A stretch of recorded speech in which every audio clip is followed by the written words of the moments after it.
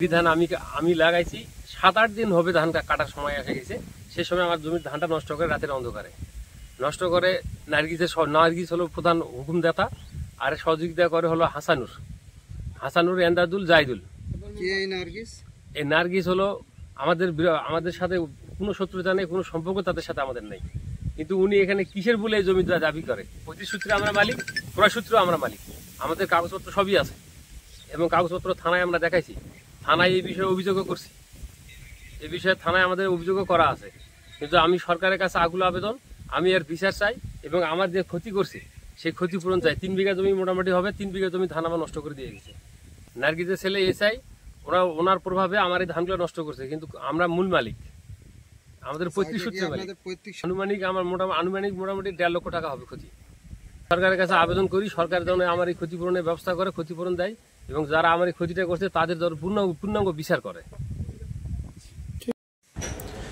দিনাজপুরের ফুলবাড়ী উপজেলা কাজীহাল ইউনিয়ন আমলা গ্রামের প্রায় 3 বিঘা জমির ধান রাতের আধারে ধারালো অস্ত্র দিয়ে এলোপাতাড়ি কুপিয়ে নষ্ট করে দিয়েছে দুর্বৃত্তরা। এ বিষয়ে ভুক্তভোগী কৃষক থানায় একটি অভিযোগ দায়ের করেছেন। আমাদের সঙ্গে নার্গিসের কোন রকম কোন সম্পত্তি পাবে আমাদের কাছে ধরনের কোন সূত্র নাই। নার্গিস আমাদের এই জমির উপর নানান রকমের হামকি ধুমকি, এই যে রাতের অন্ধকারে আসে ধান কাটে, বহুগুলা ধান নষ্ট করেছে, বহু ধান ক্ষতি করেছে। আমরা তার কি করেছি? আমরা তো তার চাই না যে আমরা তার ক্ষতি হোক, আর সে কেন চায় আমাদের ক্ষতি হোক। এবং তার ভাগনা হাসানুর, তার ভগ্নিপতি আব্দুল জব্বার এবং এন্দাদুল, জাহিদুল, এরা সবাই মিলে তাদেরকে পরিচালনা করে এবং সাহায্য সমিতির 1 নম্বর হুকুমদাতা হলো নার্গিস পারভিন। এই মহিলার বিভ্রান্তি আর ভালো লাগে না। এখন এই এতদিন হুমকি ধুমকি যা করেছে, এখন আবার হুমকি দেয় তার ছেলে একটা এসআই। এই এসআই এর ভয়, এসআই এর হুমকি, আমার ছেলে পুলিশ, এ করতে পারি ও করতে পারি, বেটা আরো দেখাবো, বেটা আরো কি করবো, মারে ফেলাবো, মারবো। আজকে এবার ভাগনা, কালকে বলা বক্তা করছে, বকাবকি করেছে যে বেটা হারে পা হাত কাটবো, পায়ের রক কাটবো এবং তাদের বউ বেটিং নিয়ে ফুর্তি করবো, এরকম বক্তব্য দিচ্ছে। এখানে যে ধান আবাদ করেছিল, এই ধান যে ক্ষতি সাধন হয়েছে, যাদের ধান তারা আমার ভাতিজা হয়।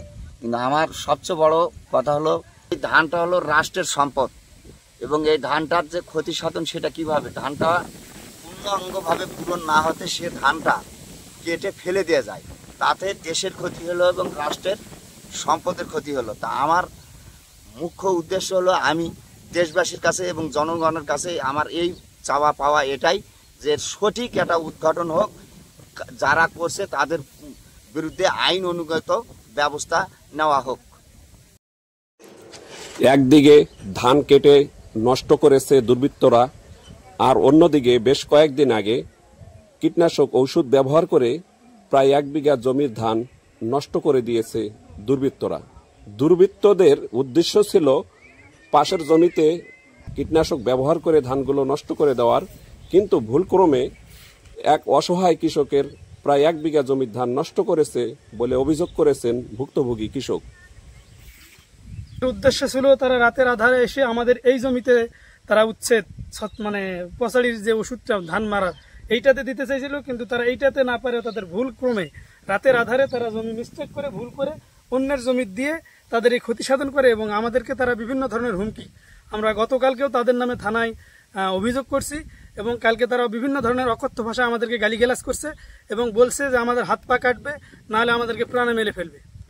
সে বাদী যার সঙ্গে আমাদের দ্বন্দ্ব, তার বোনের ছেলে হাসানুর, নাম হাসানুর, তার বোনও বলছে এবং ওই হাসানুরের ওয়াইফ তার বউ, তাও সেও বলছে যে আমাদেরকে তারা যেভাবে হোক আমাদেরকে ক্ষতি করবে, আমাদের বড় ধরনের ক্ষতি করবে, অথবা আমাদেরকে কাউকে না কাউকে মারবেই তারা।